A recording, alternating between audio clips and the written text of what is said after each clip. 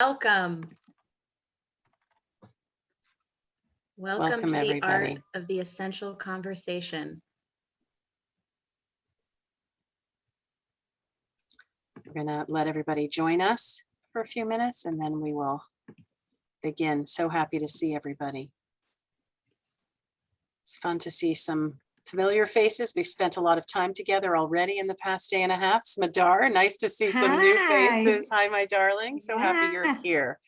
Lovely to see you. Too. We have a friend from UK, I see, Ed Horwitz. Say hello to our Very nice. Ed was North with American us. friends. We saw him yesterday too. Very happy for this mixture. So lovely. Isabel, do you want to make me a host? I just did. Perfect, thank you. There it is. I want to be able to help you with our doorbells ringing. And there we go. Kendell. Hopefully those bells will stop at a certain point. That'll be the big question mark. We'll get started and then hopefully the bells will stop ringing. Only we can hear them, Randy. Is that true? Yes. Oh, thank God. This is like the metaphor for my life, by the way. There are bells going off and I'm the only one who can hear them. We're going to give it another few minutes and then we will kick ourselves off. Thank you for joining. Again, this is the first enrichment elective of ProCon 2021, the art of the essential conversation.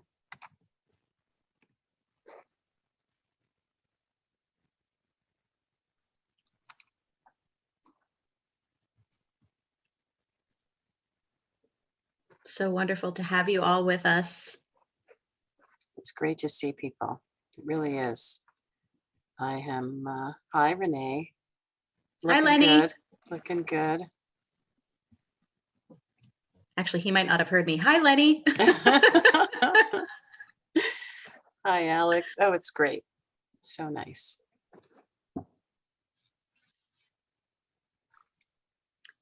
Very good.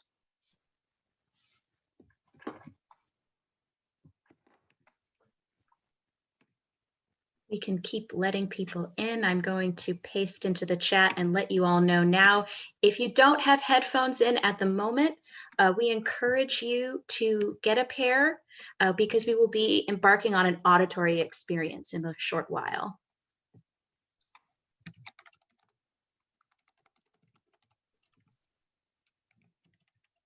And again, this is ProCon 2021. An enrichment elective, the art of the essential conversation. I'm repeating myself because I feel like there's that moment where you remember when we used to fly and we get on a plane and we had that brief panic-stricken moment where we thought, what do you mean Albuquerque? I'm supposed to go to Vancouver. So I just want you to know, you're in the right place. This is the art of the essential conversation. And Isabel, I'm going to kick us off and you'll continue to let people in the room. Yes. People are coming. I understand there's a bit of a run on time, and I just want to make sure because there wasn't that much time between our peer community and this elective that we're able to accommodate everybody. But I think for the purposes of our time together, we only have an hour. I'm going to kick us off. So I'm going to say again, welcome to ProCon 2021 and our enrichment elective, the art of the essential conversation, using cultural events to provoke, engage, and activate community. I'm Randy Luderman. I'm Vice President of Development and Arts and Culture at JCC Association of North America. And I'm so happy to be here with all of you. Thanks for choosing this elective and this next hour with us. We're recording this session. We understand some people don't wish to be recorded, in which case you are welcome to turn off your cameras, but we really encourage everyone who's comfortable doing so to stay visible so we can feel as if we're together in as much as possible. It really does make a difference, and today especially, I think it will. Joining me today is Isabel Marish, Program Manager, Development in Arts and Culture, and my partner in crime at JCC Association. And our names appear as hosts at the top of your participant list. And certainly you can chat with us and find us as needed. We're happy to address any needs or questions that you have. We are joined today, and we're so grateful to be joined today by a few wonderful people. Colleagues from our JCC movement, Esther Arbeid, Director of Arts and Culture at the Miles Nadal JCC in Toronto. downtown Toronto, and Marcy Stagner, Program Director of Cultural Arts and Adult Services and Special Events at the Memphis JCC, who will join us along with our visiting artist and educator, Kendell Pinkney, Brooklyn-based theater maker, Jewish life consultant, and rabbinical student at the Jewish Theological Seminary. Much more to say about Kendell, and we'll get to that in just a few minutes. Isabel. Hello, everyone. We are so happy to have you here. We aspire for every person to feel that they belong at ProCon 2021, and we are working to build inclusive spaces in which all people feel welcome, respected, safe, and fully included. To that end, we encourage you to consider the following suggestions as we begin our time together. We invite you to rename yourself in Zoom with your name, agency, and if you're comfortable, adding your personal preferred pronouns. We have also enabled closed captioning, and you have the option to turn it off at any time using the button on the bottom toolbar. Over to you, Randy. Thanks. Okay, get ourselves set up here and keep ourselves going. So the year has really shown us that the world changes, and as the world changes, JCCs remain in the center of their communities. They continue to create unique spaces for diverse exchanges of ideas, diverse thinking. And as most of you already know, that's only possible when you program with intention. It's especially dynamic when we use art to engage, to provoke, and to reflect. So I'm thrilled, with that said, to welcome Jewish educator, theater maker, and rabbi-in-the-making Kendell Pinkney into our conversation of how art builds community and gives us the tools to have deeper, sometimes difficult conversations about social and racial justice. Kendell works and creates at the intersection of racial justice and Jewish identity, and has most recently been featured in the new Israeli documentary series, The New Jew, with comedian Guri Alfi, Saturday Night Seder, and the Unholier Than Thou podcast. And there's much more about Kendell on Spot Me in his bio, and you'll take a look after. Today, he's going to take us on a special adventure just to get us started. Kendell, I'm so happy you're here with us. Welcome. Take us away. Thank you so much, Randy, and so wonderful to be with you, everyone, from where I am sitting in Brooklyn, New York, which is Lenape land. And I'm really honored to be able to bring this piece that is something that arose out of an experience that I and a couple of my artist friends had over this last summer.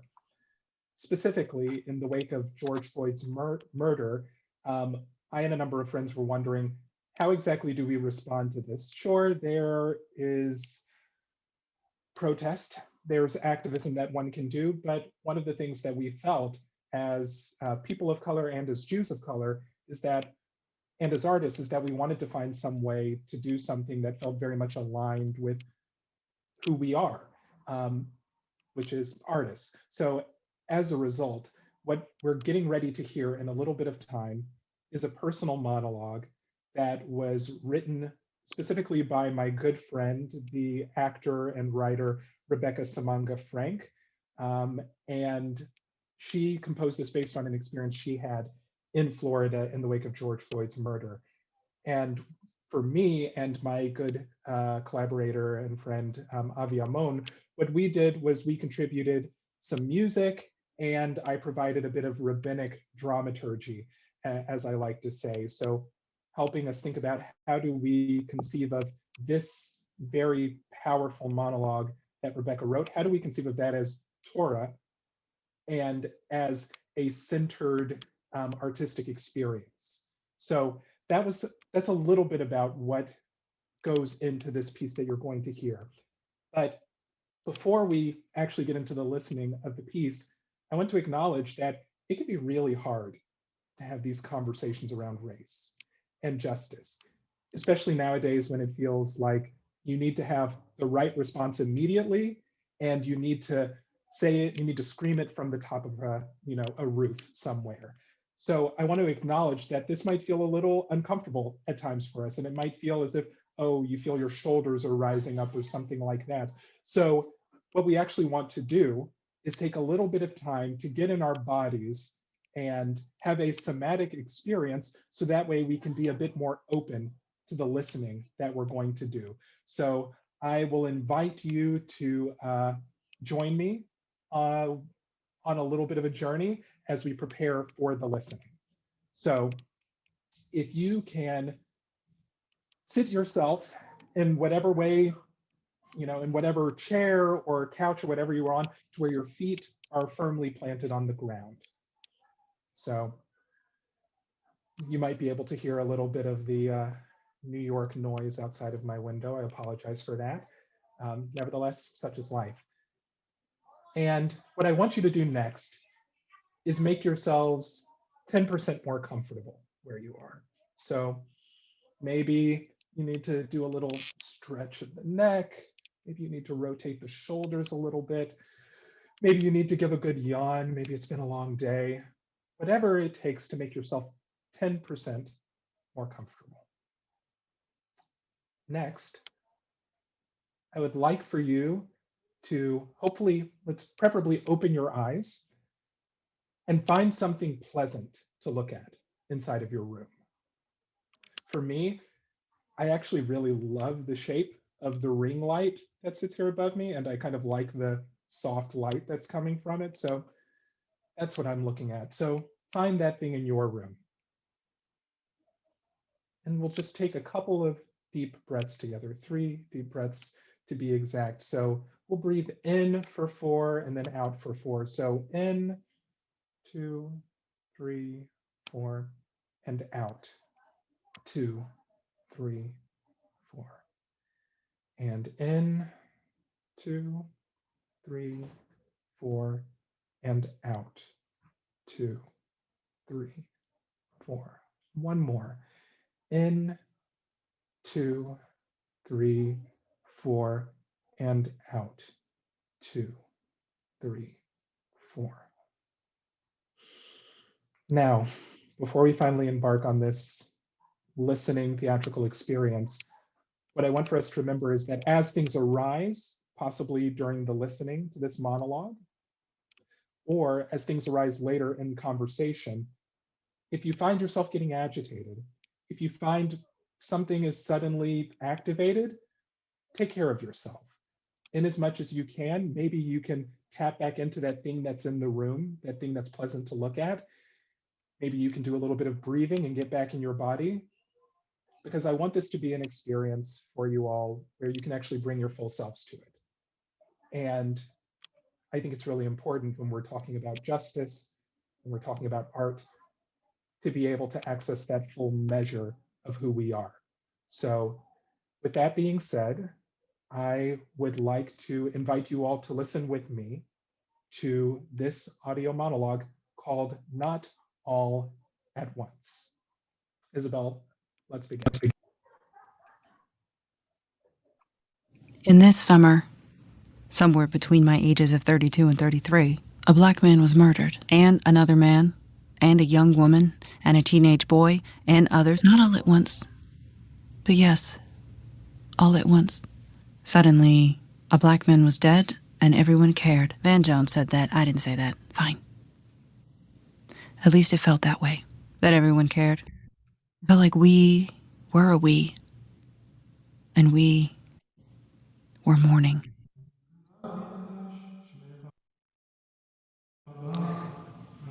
I can't remember a black person's death having a true impact on me until adulthood.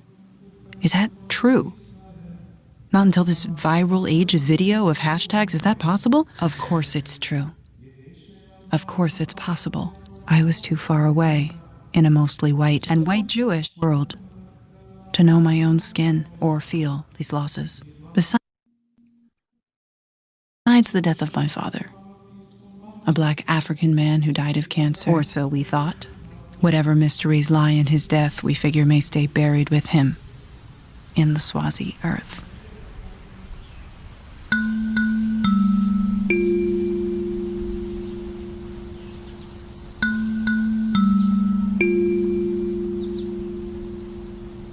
his country as veiled to me as my country is elucidated with bright artificial light.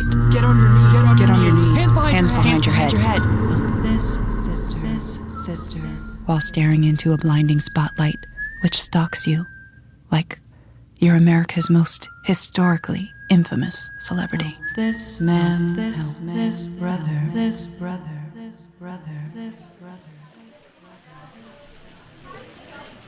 In this summer, too, I sat outside a cafe with two friends in Pensacola, Florida, not long after George Floyd's death, sharing tears and anger over his murder and all the murders when I saw a man across the street, sort of wandering forward. He looked vulnerable.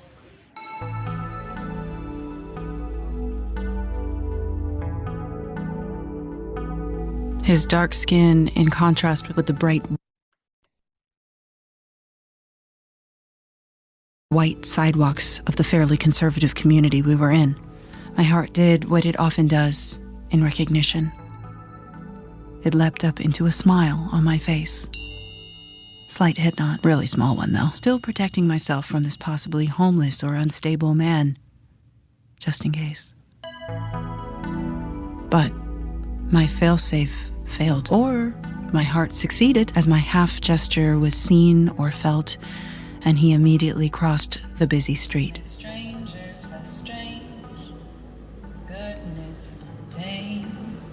He came right up to us, not close enough to have to address him immediately, though we and everyone around us was now on high alert. We did the thing where one pretends as if nothing has changed.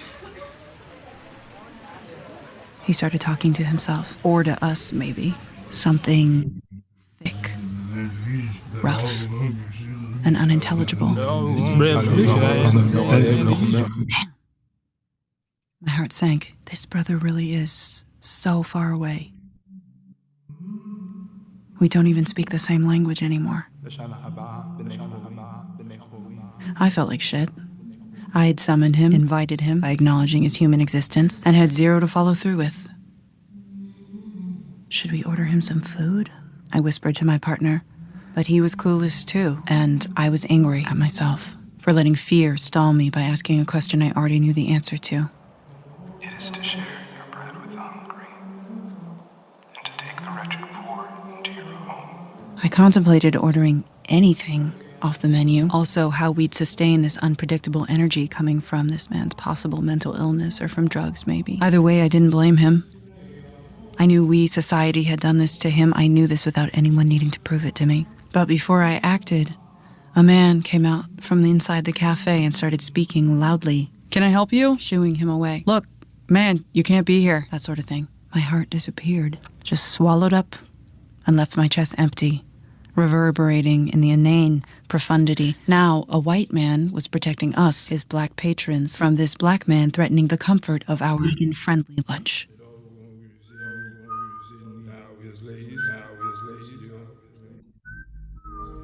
I mourn this brother on that day. This man I hope is alive and well, whatever that looks like or feels like for him. This man who is invisible, possibly hungry, and still living.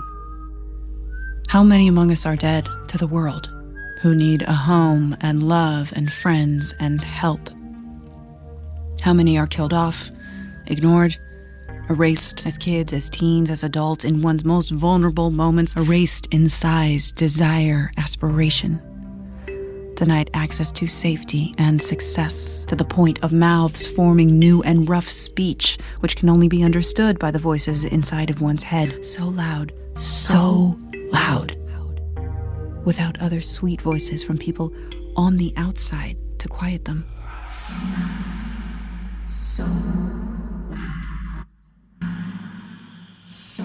Voices in prayer are a sweet decimal, I think, depending on what they're praying for.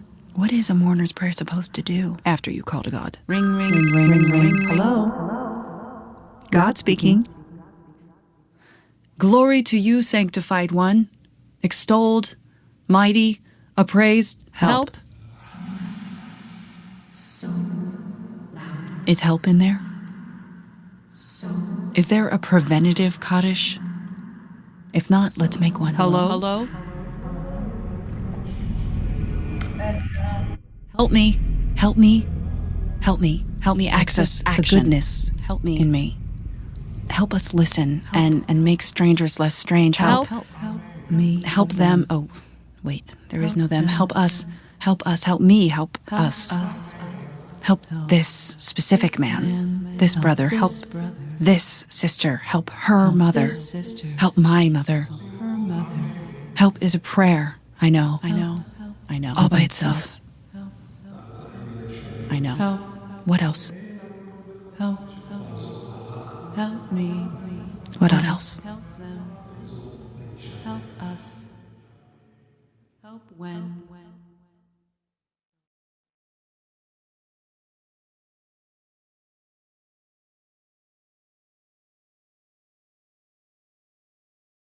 In this summer, somewhere between my ages. So, as we are coming out of this experience from listening, what I would love to do is to get a sense of what sticks out for you, what resonated for you, what troubled you, what might be those things, and you can put those in the chat. So I see that someone's already mentioned the notion of a preventative Kaddish. Is there a preventative Kaddish?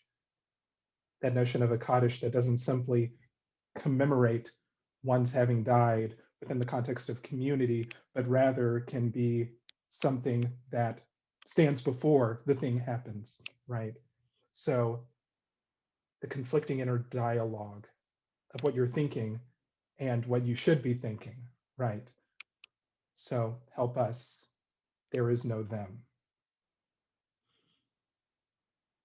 Perhaps, let's see, not everyone knowing what a Kaddish is. So for those who might not know what a Kaddish is, so that sense of like, oh, you're stepping into something, you're not exactly sure what, and kind of the discomfort that can arise from there, but just to dispel any notions of like, what is a Kaddish? So Kaddish is the prayer that is typically, it's said for many different reasons, but it's most famously known as a prayer that is said to commemorate those who have died. And it's usually said by those who survived them within the context of at least 10 Jewish adults. So interestingly enough, not a single word of it says anything about, of the prayer says anything about death. But that's another story. So being invisible and yet still alive, and transition to conversation, 3D sound mapping.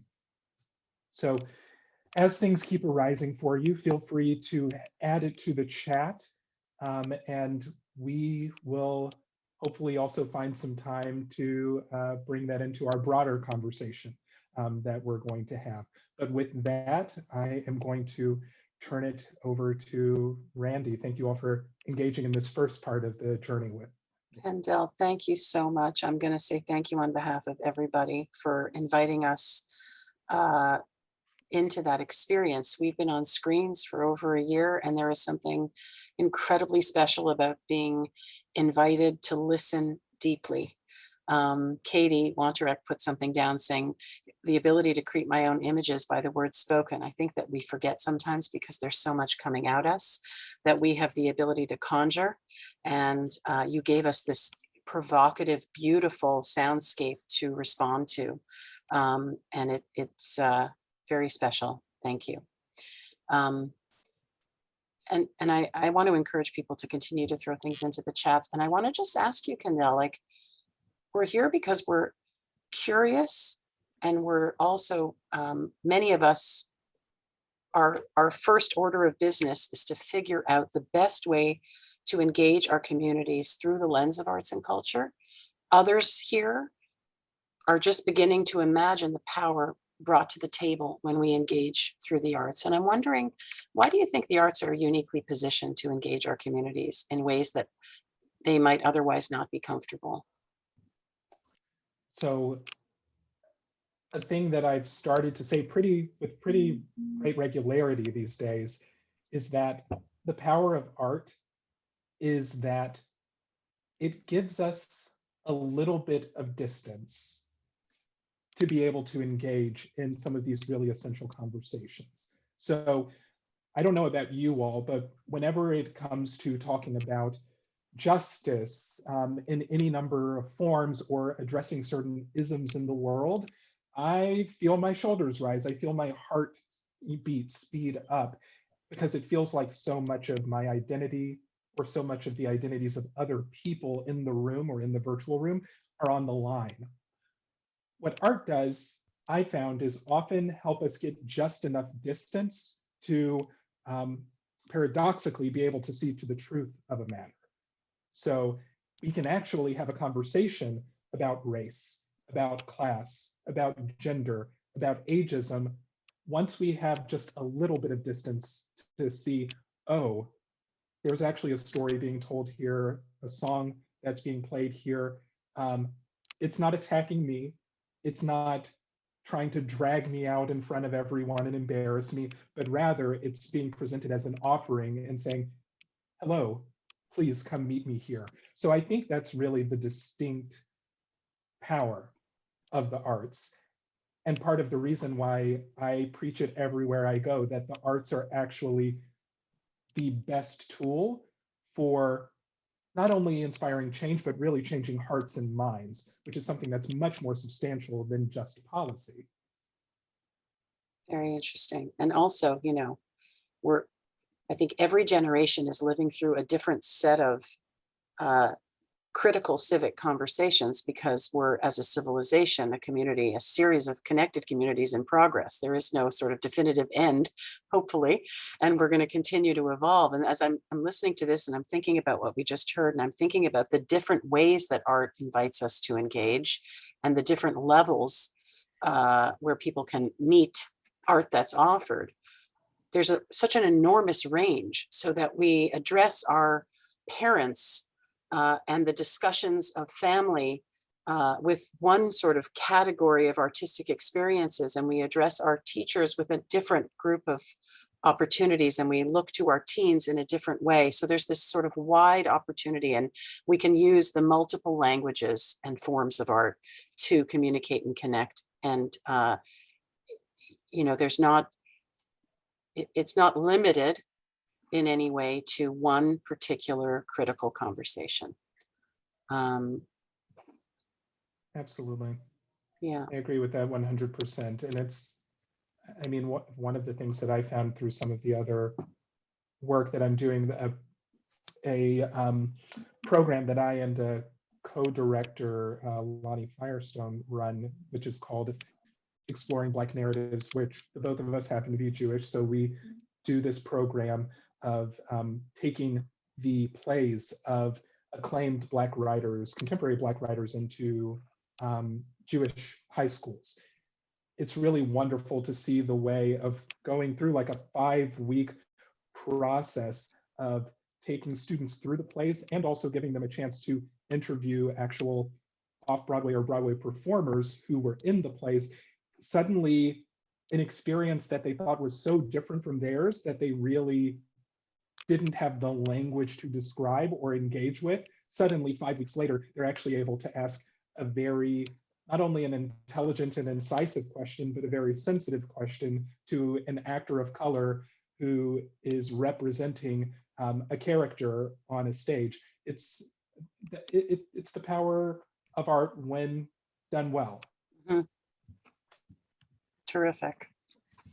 Kendell, you're So- giving us a window in to your work and your multiple identities. I'd love for you to share with us a bit about your journey of weaving yourself as a theater maker with your rabbinic self as a rabbi in training. We would love to hear about that.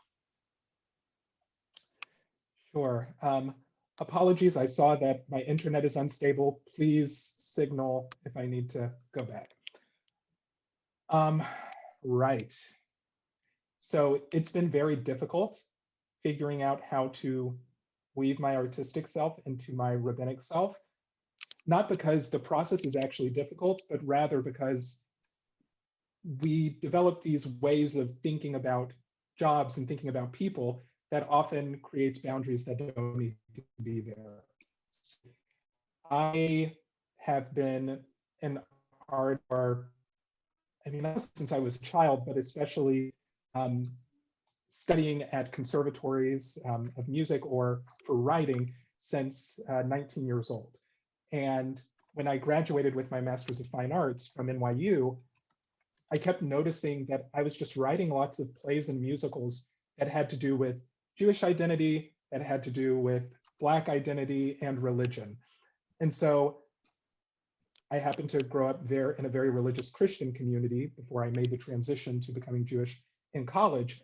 And so I was just like, there's something about religion that keeps pulling me, and I need to find and figure out what that is. And so that's what slowly led me on a journey of working in Hebrew schools in Brooklyn and running a B'nai Mitzvah program in Brooklyn that eventually led to applying to JTS to become a rabbi.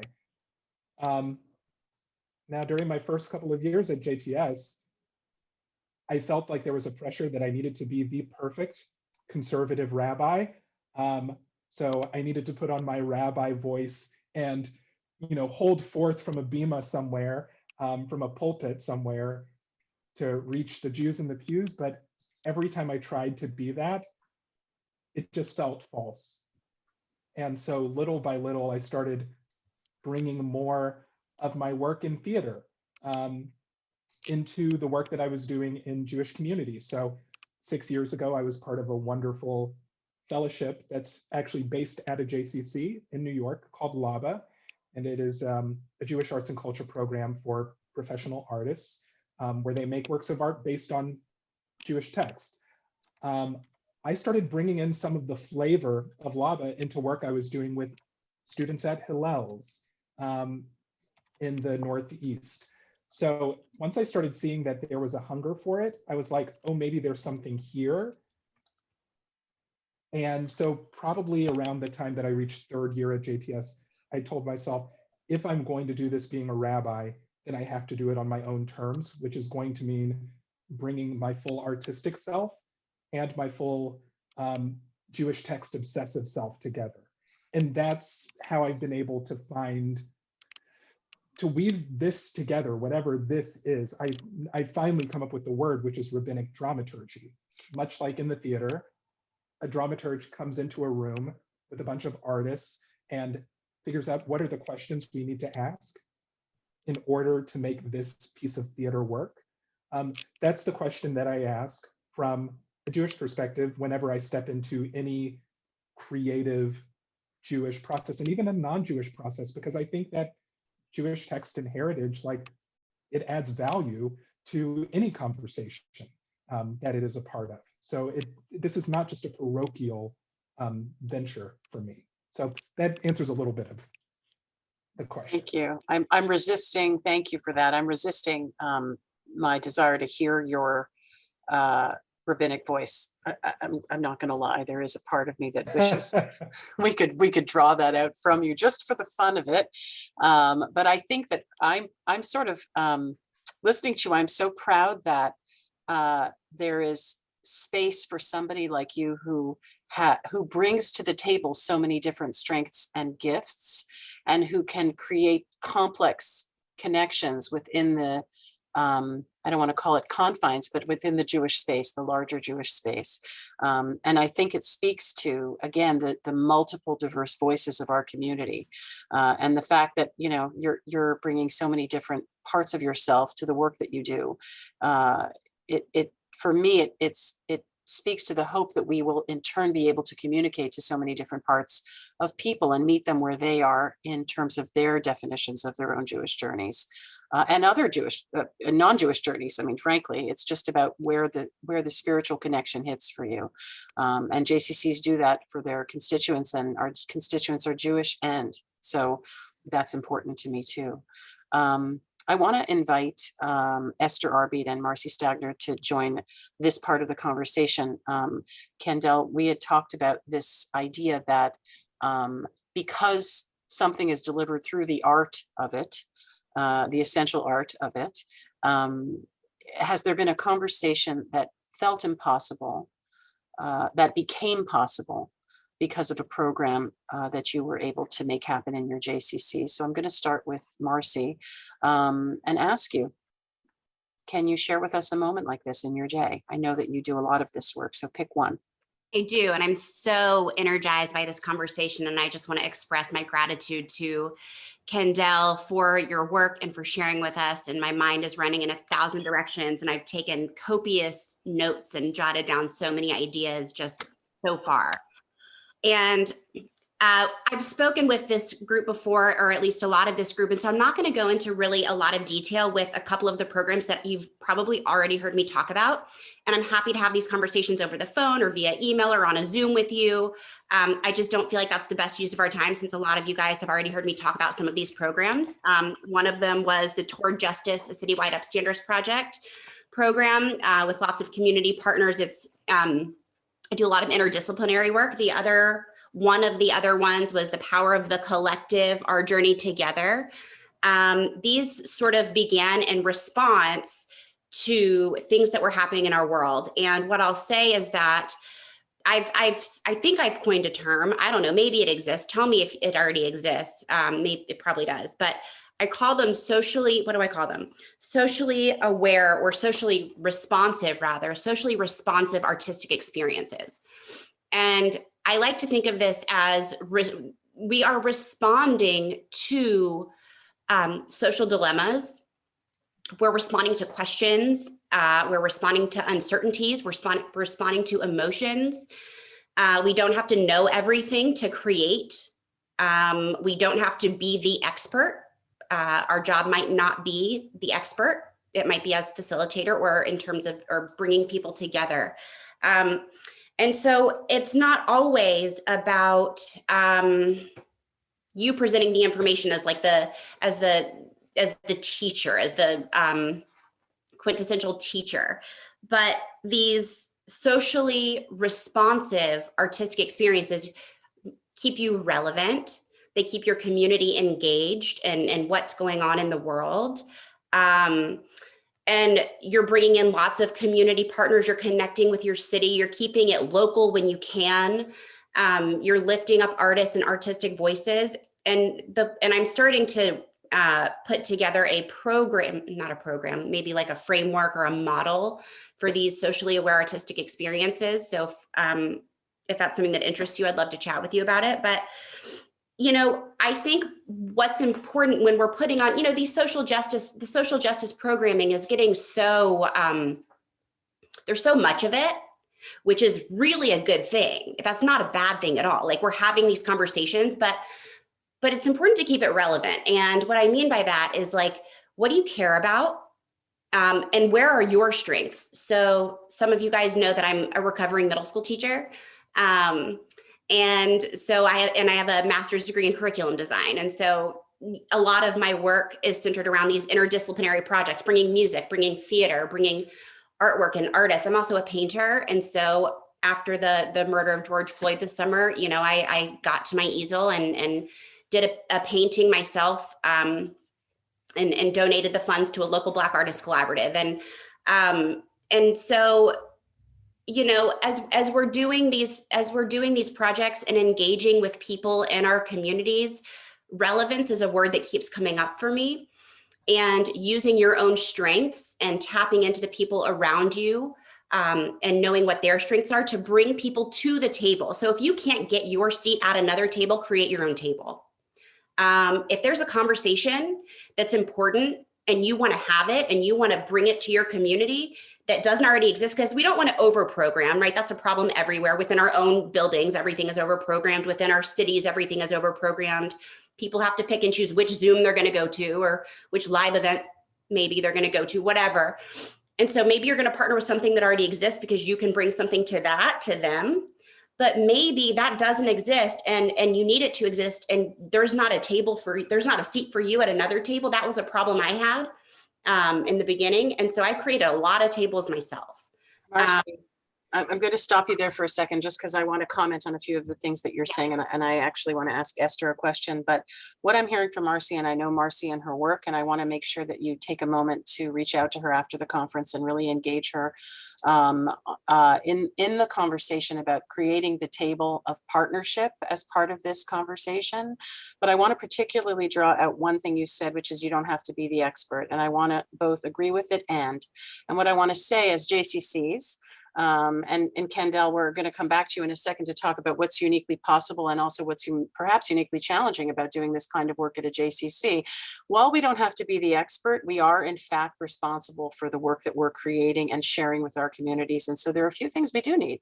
We need to know who our audience is. We need to know if we're creating an opportunity through an artistic experience that is provocative to speak to the audience we already have. Are we trying to expand to bring new people into the conversation? And if so, what does that do to the work that we're building? And if in fact we're clear that we're not the experts, we have two different obligations. They're not conflicting, they're concomitant, which is one, we have to wrap context around the provocative experience. We don't just let loose a provocative artistic experience into our communities and we're responsible to it. We have to stand next to it. I mean, Kendell, tell me if what I'm saying makes sense to you. Can you respond to that? Absolutely. I mean,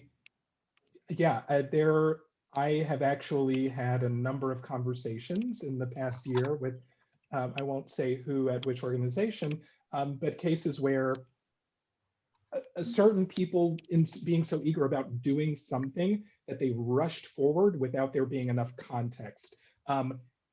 It's okay to take a little bit of time to think about how to do something, and there often needs to be context put around it. Without that, I think that programs can actually have the inverse effect. So absolutely, I agree 100%. There should be context. I just want to jump in real quick because I completely agree with you there. The context that you give, the mindfulness that you started us off with today is such a micro example of practice that we should all be engaging in, right? And mindfulness is a huge part of my life. I'm also a yoga and meditation teacher, but when we think about these things, we're not doing things just to do them.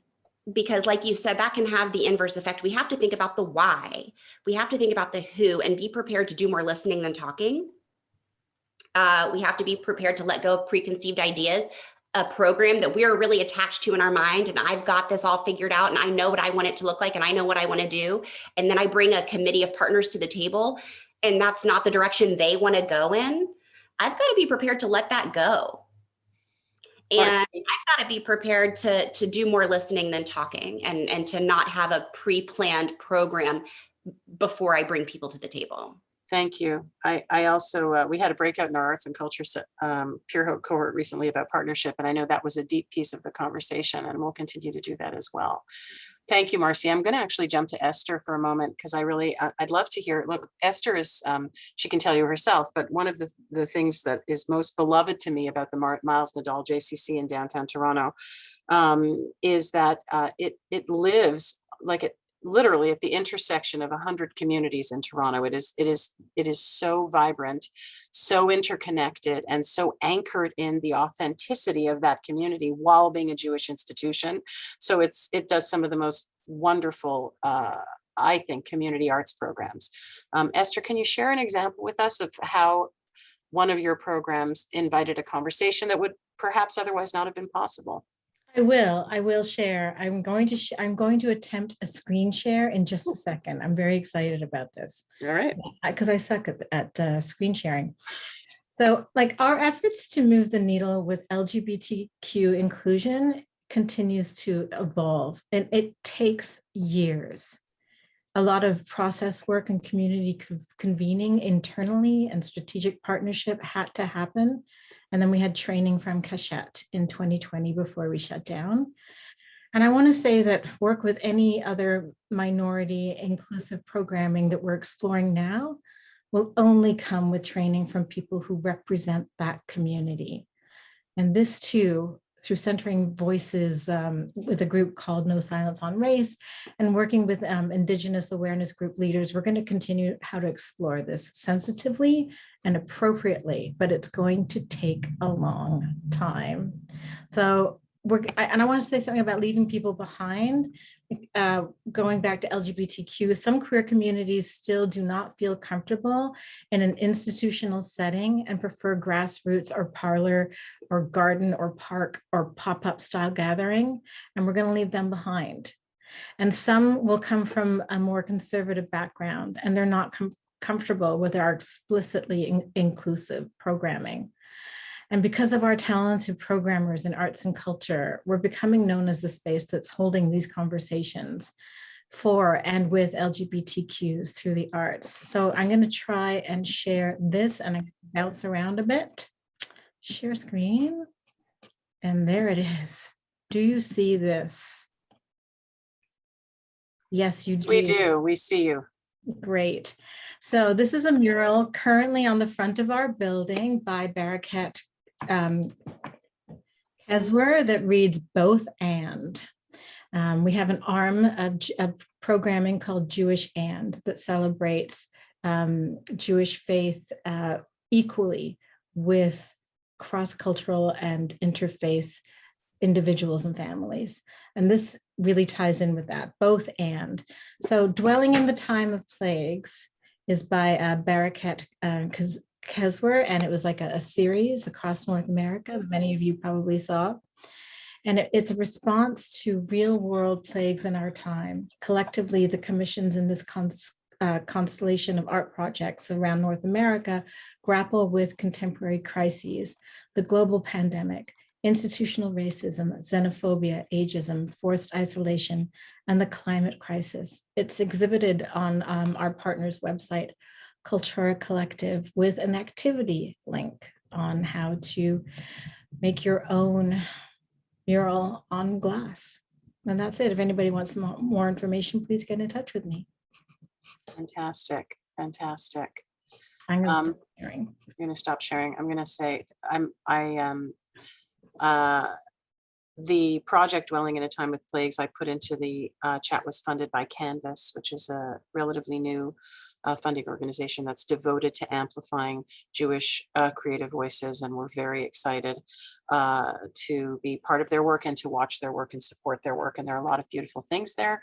I'm going to point out the notion that you didn't simply say, here's an artistic experience. You said, here's an artistic experience and here's the activity related to it and how are we going to engage, which is, I think, what elevates these experiences always, right? The wraparound piece. I've asked people to throw into the chat, as you may have seen, answers to the question, was there ever a time that you had an arts experience where you were so deeply affected, it shifted something for you? Something you may not have realized needed a shift, something I was struck by at the beginning of Kendell's piece as we were listening and his collaborator's piece. There's that moment, and I'm going to say it wrong because I can't remember the exact word, but it was like there was this, is this the first time as an adult that I'm responding to? Do you remember that line? Can you share it so I don't muck it up? Because it was beautiful. Sure. Right. It was the first time, and as an adult, like we as a nation were mourning. Like more or less that was the first time as an adult that it was like that had happened. Yeah, I mean, this notion that also, I think the piece that you said about distance earlier, Kendell, and art is sometimes we engage with a piece of art and what it allows us to do is remove a piece. Maybe this is me projecting, I have no idea, so let me know or don't. It takes away the shame we sometimes feel when we feel we're late to an important conversation, right? This is a big life. We're all juggling joys, large and small, tragedies, large and small, certainly in the last 15, 16 months, more so. Mm-hmm. And the reality is we can't hold it all. And sometimes it's the artistic experience that releases us and lets us lean into the kind of thinking that would not be permitted in some way. It makes space by removing whatever it is that's in the impediment. Sometimes it's the opposite, right? I mean, that's the thing about art. Sometimes it creates the shame, and that's also okay. Right. Kendell, and I think that exactly what you're naming is one of the things that was so powerful, and part of the reason why when Rebecca wrote this monologue, I immediately responded, probably like crazily to most people. I was like, oh, you've just written Torah. Like she wrote this thing, and she, especially that part where she said that now here we were, here was this white man protecting us, his Black patrons, from another Black person who is seemingly like, not well, to protect the comfort of our lunch, the kind of vulnerability that displays. We have all been in situations where we have felt uncomfortable in a similar way, where we wouldn't even necessarily allow those words to come out of our mouths, except with people who we really trust. So to have it be placed here as an offering with craft around it, and also music, and even though it was a little hard to hear, a lot of the mumbling speech was actually Hebrew from the Haftarah portion for Yom Kippur, which actually talks about, this is not the sacrifice that I want for you to like afflict your bodies, but rather do justice. So the notion that this holy text is put in the mouth of someone who is potentially thought of as being unwell, like maybe there's prophecy that comes from the places we least expect it. This is what art offers us. And one thing that I would say is kind of like a transition also to just talk about the role that JCCs play in this. Yes. So I was a Laba artist, as I mentioned earlier, 6 years ago. Rebecca is currently a Laba artist in New York. Avi has been a friend of Laba for a very long time. To actually have the space and the resources as theater artists in particular to go in, take some materials, play around, throw them up against the wall, and then be given an actual stage, a black box space to perform them and to engage with the community. And thankfully, to give a shout out to Ronit Mushkat-Blit, who runs this particular Laba program, to be told, we want you to do something interesting. Maybe it's good, maybe it's bad, who cares? But try something. Like every artist wants that. And so this is actually something that so many JCCs can leverage. If you give artists space, a little bit of change, and say, you explore what you want to explore, and we are going to be here to support you. I tell you, artists, like they would jump at the opportunity. And to challenge you and meet you if you're ambitious. Exactly. There's Ronit. Hello. There you are. Thank you, Ronit. I think that's really important. And I think that Laba does remarkable work. I also think that the kernel of what you're saying, which is that each JC, we often think at the JCC, we're stretched so thin. We're stretched so thin. How can we possibly? And it actually doesn't take that much to invite an artist to play in your space. I mean, right now it takes an awful lot in a CDC order, but in the big picture, it doesn't take that much to think about how you might make that kind of invitation. And part of, I think, all of our jobs, and again, we're going to emerge from this. We really are. And I want to remind you that you live in communities where art is happening, and part of our job, no matter if you are an arts and culture director or program manager, or if you're here as a Jewish educator, or you are part of the early childhood program, or frankly, you're at the membership desk, our job is to understand as much as we can about as many things as possible about our own communities. And for me, that the preference is the window I climb through is the arts window, but there are other windows to climb through. Whatever it is, you need to understand your communities. And when you do, and you see what other people are building and doing, you can then think about how you might make a shidduch happen that is uniquely possible in a JCC, just in case a shidduch defines as when you make a match, right? You take an artist you've heard of or that you've always wanted to work with, and you let them know you like what they do. And you say to them, I don't have much, but I have a storage space that has a window. And on Wednesday afternoons from 1 to 4, there's no one in there. All of a sudden, you have a project. So there's a way to do that. And there are lots of people on this call who can help think through how you might be able to maximize what seems like limited resources, or what really are limited resources. Because again, we're coming through a time where we're constricted across the board, human resource, financial resource, and we still need this moment.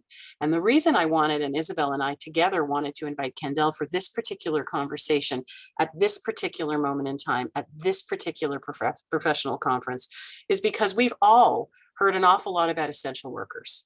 And we've heard an awful lot about what that means. And we're here to sort of provoke this conversation and say, this is essential. Civic engagement is essential.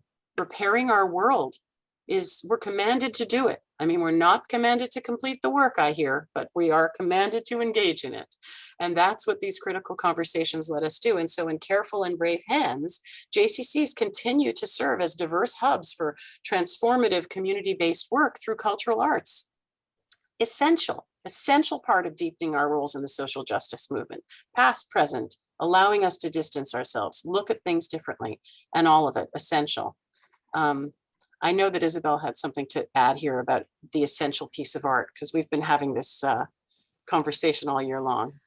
I'll parachute in and just say thank you. I'm so moved and I have so many ideas, but I really wanted to come full circle because I realized something as we were listening together. I realized that the art form itself is modeling, especially for those of us who have privilege, either as white folks, cis folks. If we come from a place of privilege, the necessary first step in this work of social justice and critical conversation is to lean in and actively listen. And by doing what you did, Kendell, setting up the somatic space and encouraging us to check in with ourselves and pay attention, you showed us how we can actively listen first and show up. And I was telling Randy earlier that if this session doesn't prove that art is essential, think of Amanda Gorman's book, Now, The Hill We Climb, topping bestsellers lists, showing us that we can redefine and remind everyone that the lifeblood of art is always here. There's a need for art, and art helps us express both personal and collective narratives and voices, and it heals our world, it repairs our world. Thank you, Isabel. Thank you, Esther. Thank you, Marcy. Kendell, thank you so much. Kendell generously put his email in the chat. We're going to share resources as well after. I want to thanks again, everyone, for joining us today. I encourage you, use your partners inside and outside the JCC system. Be brave. We will make change together. Listen to each other. And a beautiful way to start us off today, Kendell. Thank you so much, everyone, for joining us today. We're so grateful you were here with us. Have a good rest of your day, everybody. More to come.